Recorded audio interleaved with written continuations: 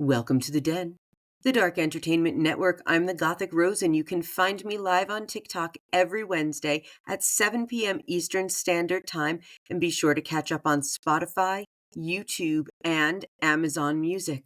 There is also the Welcome to the Den podcast blog on WordPress. And if you have a terrifying tale you'd like to share, please email me at welcometothedenpodcast@gmail.com. But now let's get to the fresh hell of the day on the Daily Dive in 5.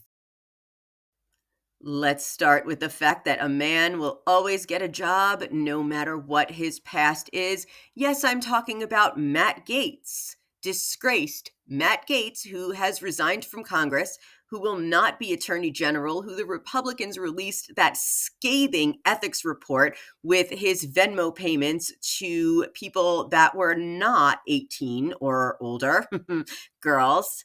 And now the America One Network, OAN, they looked at all of this and said, you know what, Matt Gaetz, you still need a job, so we're going to give you one. And you know what, we're going to let you talk to anybody. So he's like, let me bring on disgraced ex-representative George Santos, who lied about a whole bunch of things. But let's talk about George Santos's skills, which is his flawless application of foundation to his skin. So, of course, he gives Matt Gaetz some tips and tells him not to highlight that giant forehead of his, which many people call a 5 head. But as we know, men will always get work in this country, no matter what they do. But let's skip to a man who actually did do his job, and that is the current president, Joseph Biden. He awarded the Presidential Medal of Freedom to Hillary Clinton, Chef Jose Andres, Jane Goodall, George Soros, Magic Johnson, Lionel Messi, Bono, Fannie Lou Hamer, Bill Nye, George Romney, Denzel Washington, Michael J. Fox, Anna Wintour, and Ralph Lauren. Wonderful, wonderful recipients. Must have been a really nice day at the White House. Now let's talk about the fact that Congress actually is set to certify President-elect Donald Trump's victory, and today is January 6th. It is 4 years after the January 6th, 2021 Capitol riots, which was the whole Stop the Steal thing.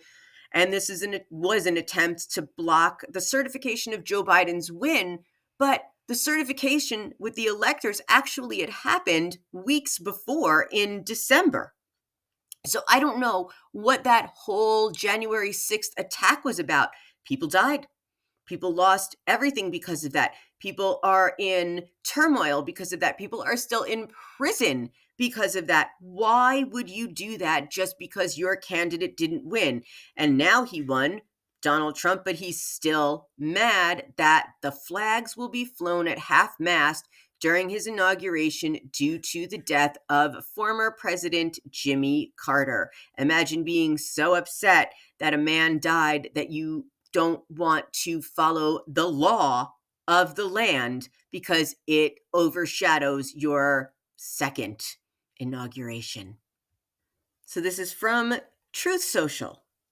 The Democrats are all, quote, giddy about our magnificent American flag potentially being at half-mast during my inauguration.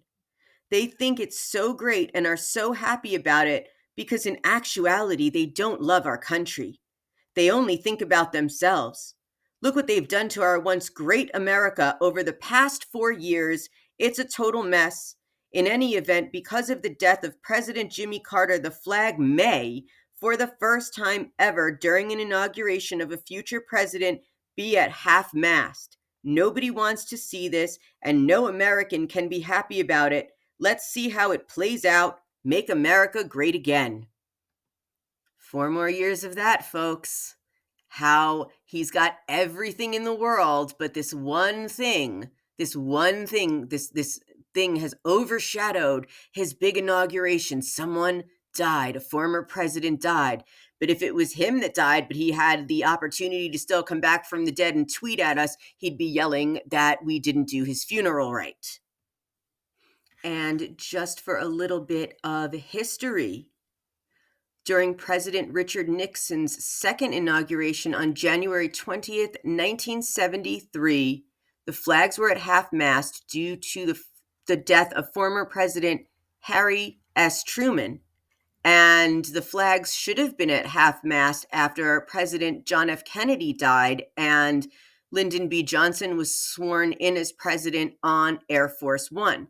So I think he's going to raise those flags. That's just my personal opinion of how he sees himself.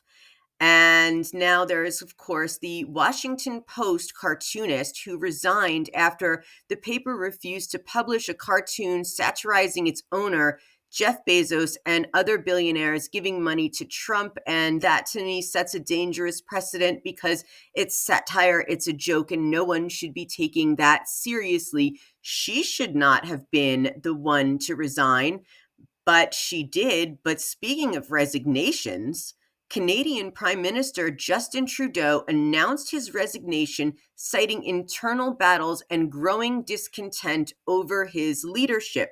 How do all these countries, including South Korea, impeached two presidents in 2 weeks?